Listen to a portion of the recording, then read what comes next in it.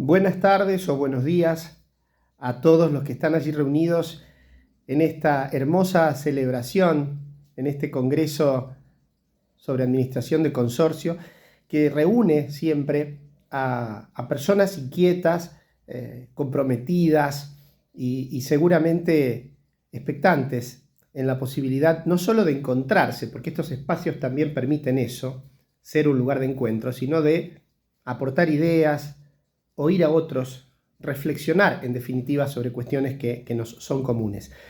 Quiero agradecer por supuesto a Alejandra Pasquet por esta invitación y por permitirme hacerlo así a la distancia. No es el mejor modo, me hubiese gustado estar allí junto a ustedes, porque de hecho así me había comprometido, pero la vida tiene sus propias propuestas. Y entonces, que me haya permitido Alejandra Pasquet estar al menos unos minutos, de esta manera me hace doblemente feliz. Alejandra es una incansable trabajadora del derecho en general y del mundo de la propiedad horizontal en particular, y con ello de la vida de las administraciones de consorcios. Y compartimos muchos caminos juntos, en el mundo académico, en el mundo profesional, y por tanto esta invitación me resulta también una buena ocasión para compartirles algunas ideas que seguramente no serán del todo novedosas, pero sí, ojalá sirvan como disparadores, como píldoras que despierten algún grado de reflexión que allí, donde están reunidos, puedan realizar.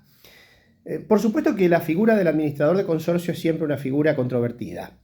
Lo es porque al interior del propio edificio que administra les resulta una figura, por un lado, señorial, es decir, es un ejecutivo de hecho, y por el otro lado es blanco de innumerables demandas y por tanto también de tensiones que subyacen al interior del edificio en el que se encuentra, ¿no?, administrando.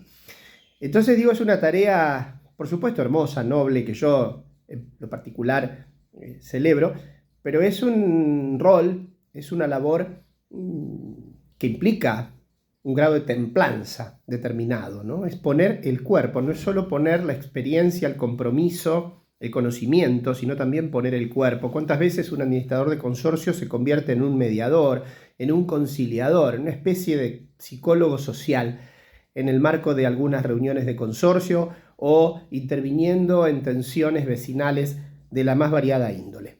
Por otro lado, también es una figura que exige por parte de la ley, y está bien que así sea, una mirada severa, sutilmente clara, pero además profunda respecto al rol que desempeña y cómo debe ser evaluado, ponderado, eventualmente juzgado en el desempeño de esos roles. En tanto mandatario, ¿verdad? Ese es el carácter que la ley le otorga a este representante legal especialísimo de la persona jurídica consorcio, que es el administrador, sea a su vez propietario o no de algunas de las unidades del edificio donde se desarrolla, sea persona humana, la mayoría de los casos, o sea persona jurídica.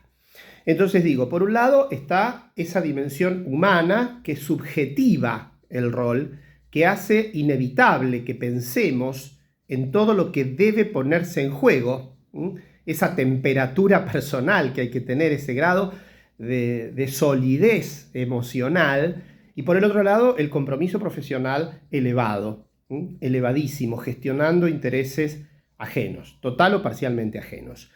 Por supuesto que ya es un debate que se ha consolidado en la Argentina y que nosotros hemos dado y seguiremos dando acerca de si es necesaria la profesionalización colegial o la colegiación profesional, dígalo usted como quiera, de estos actores. Este es un debate que no es el que nos convoca, al menos no a mí hoy, en estos breves minutos de reflexión, pero este es un dato interesante también a tener en cuenta. Yo creo que el marco, ¿no?, el marco o el telón que se presenta aquí como fondo de este escenario en este segundo congreso es también eso, ¿no? Es un ave que planea en todos nosotros. Y eso llevaría, por supuesto, a un control de matrícula, a una determinación ya formal de roles, de tribunales eventualmente éticos, etcétera, etcétera, etcétera, ya consolidados desde el punto de vista legal, con independencia de lo que existe hoy formalmente, que es mucho, porque debemos también decir que los agrupamientos de administradores han avanzado fácticamente en la construcción de espacios de seguridad de ese tipo. Pero me han pedido que reflexione algunas pequeñas, breves palabras sobre las cuestiones de asamblea y de reglamento. No es el único espacio, ni mucho menos, pero es un espacio emblemático y central, el de las asambleas, para la persona del administrador. No solo porque él es el primer actor en el deber de convocarlas y de hacerlo de manera adecuada, sino porque además es el que las dirige, el que las ordena, las organiza y finalmente el que plasma las decisiones y el grado de validez que éstas parecen tener a la hora de culminarlas. Yo creo que acá hay que tener muy en cuenta que una asamblea, en tanto espacio colectivo, colegiado y soberano, tiene en el administrador una figura con un rol destacado, imprescindible e insoslayable. Sin un actor que gobierne la escena, que determine los roles horizontales o jerárquicos que se den al interior de esta, sin aquel que pueda sintetizar encausadamente la lógica de la reunión, es difícil que la misma concluya en un éxito o que llegue a un puerto satisfactorio para muchos. Y esto con independencia de que sabemos que puede haber otras instancias como la de autoconvocatoria o el eventual consejo de propietarios que también cumpla ese rol convocante cuando el administrador no lo hace o no existe por vacancia transitoria en el edificio en cuestión. Pero digo, me parece que la asamblea entonces es una escena, es un territorio propio en el que el administrador no es uno más, sino que es un actor central. Pero claro, es un central con muchos laterales protagónicos, que son por supuesto los propietarios, que naturalmente son los miembros e integrantes del consorcio, que son los que tienen individualmente esa autoridad de voz y voto soberano, que no la tiene el administrador. Fíjense qué aparente paradoja, ¿no? Es, digo yo, el actor principal de esta historia, pero no cuenta con la legitimación activa, excepción que sea propietario a su vez, pero en cuyo caso lo hará por este rol y no por el de administrador, no tiene esa legitimación activa en la votación, en la decisión. Ahora, una habilidad particular del administrador puede llevarlo a ser quien efectivamente oriente el desarrollo de la misma, es decir, de la asamblea, sobre todo cuando éstas resultan extraordinarias, que son la mayoría de las veces y las más ricas por los temas, los resortes, los asuntos que puedan ventilarse, debatirse y eventualmente resolverse allí. Y el reglamento es una carta magna, en minúscula, entre comillas, ¿no?, del edificio. Es una suerte de partida de nacimiento que, entre otras cosas, como prevé la ley, debe contener determinadas previsiones, algunas de ellas destinadas específicamente a la temática asamblearia. Y acá también me quiero detener un poco. Hay que entender que acá se da un maridaje que requiere de un ensamble también delicado, porque el reglamento es ley interna del edificio y por tanto norma que impera en el hacer del administrador, pero también es cierto que debe coadyuvar con las previsiones legales del Código, por ejemplo, civil y comercial. Hay un contenido legal de mínimo a tono estatutario que el reglamento no puede omitir, y hay márgenes de libertad y autonomía para que el mismo prevea y disponga cuestiones con un grado relativo de libertad según las particularidades, deseos, voluntades del edificio en cuestión. Ahora, la cuestión es esta entonces. El administrador debe saber que debe responder al reglamento, pero también debe saber en qué casos, en qué ocasiones, ese reglamento debe ceder ante la vocación superior de la ley y viceversa. Y viceversa. También sabemos que las asambleas en nuestro país desde hace mucho tiempo pecan por defecto, por la deficiente participación de los propietarios, porque se ha instalado en el imaginario cultural en general argentino que son pocos los que participan realmente en una asamblea. De hecho, no se alcanzan en la mayoría de los casos los quórums necesarios. Si lo miramos con lupa, estas reuniones que carecen de quórum pecan de legitimidad real en muchos casos, pero de no avanzar aún en este esquema sería la traducción de la parálisis del edificio. Es difícil tarea la del administrador en este sentido. Yo hago votos porque las previsiones reglamentarias sean cada vez más flexibles, más abiertas, democráticas, pero también más abiertas respecto a qué puede hacerse en el marco de lo que la ley permita cuando no hay este compromiso cívico al interior del consorcio por parte de todos los propietarios.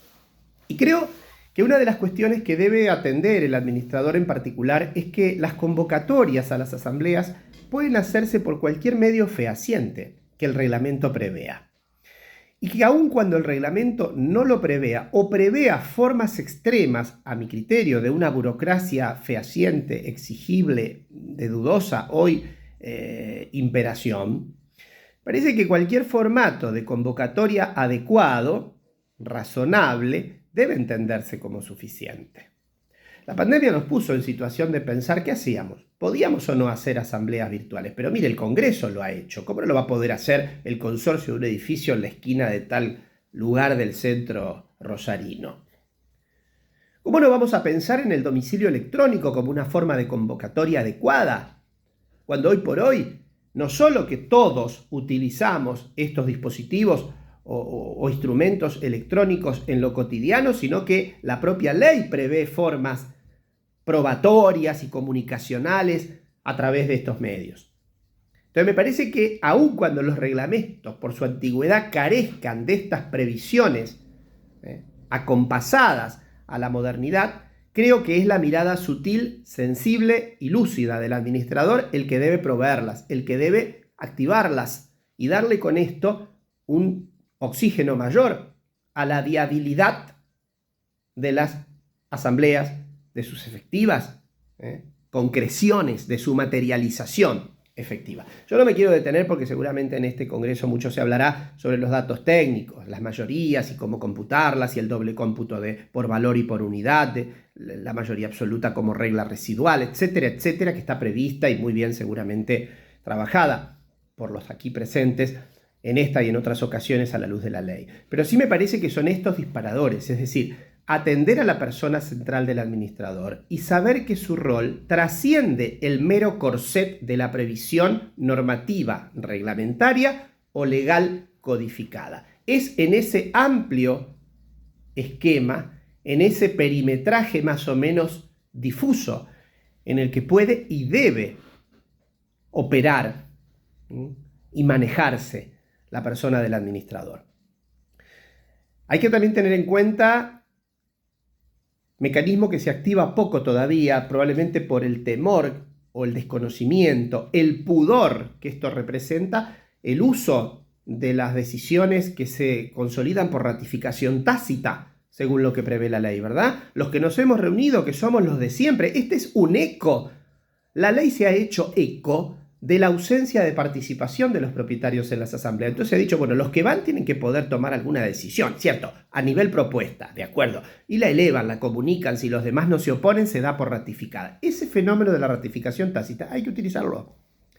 Y creo que hay que utilizarlo por las mismas vías por las que nos resulta razonable que pueda hacerse una convocatoria. Cuando la ley habla de medio fehaciente, no me está, me parece, pidiendo un telegrama colacionado o una carta documento a cada uno de los 70 o 40 propietarios del edificio para saber si efectivamente su decisión por silencio, por omisión, es ratificatoria o no de la propuesta de aquellos que son en general los de siempre, se reunieron en el palier del edificio a pensar juntos qué hacer con esta cosa común que es el inmueble que compartimos. Entonces me parece que hay que también activar ese mecanismo que está poco utilizado en los hechos o que se lo utiliza informalmente, cuando la ley ha querido ahora blindarnos de una herramienta más útil. Es decir, no sigamos haciéndolo a los ponchazos, ¿no? Si me permite usted. Es decir, porque ahora tenemos herramientas legales que me permiten recurrir a un formato de este tipo. En pocas ocasiones advertimos al legislador siendo consciente de la realidad de a pie, de lo que pasa en la puerta de entrada, en este caso de un edificio, y previendo formas de darle valor, eventual validez a eso. Yo creo que es esto lo que nos ha querido decir la ley, a utilizar esos mecanismos. Y es la persona del administrador la que debe activar sin demasiados temores estos resortes. Hay que anoticiar al consorcio de esto. También hay que recordarle al consorcio que no se trata de un atropello por prepotencia de los que están. ¿Sí? Acá suele pasar, ¿no? La gente que está dice el resto no viene y no se ocupa, entonces nosotros somos los que... Esa verdad social no es necesariamente una verdad jurídica. Entonces, por supuesto, hay que también recordarle al consorcio, miren, lo que podemos en el marco de lo que podemos, asumiendo que estamos haciendo esto porque queremos hacerlo, porque entendemos que hay un compromiso en hacerlo, que claro que es dedicarle tiempo, que es dedicarle esfuerzo, que todo esto. Pero también no el atropello de la presencia simplemente, ¿no? También un elemento que fácticamente ha guiado muchas veces las acciones de los edificios de propiedad horizontal. Entonces me parece que se me ha hecho largo el asunto y había prometido que esto no se extendería más de 10 minutos. Creo que hay muchas cuestiones para poder pensar en este encuentro. Como yo no quería estar ausente, no quería quedar afuera, completamente agradezco la mano enorme de Alejandra Pasquet para permitirme compartir al menos algunas ideas. Y que en la próxima, sea la de este formato o el que sea, el que venga, nos encuentre en vivo.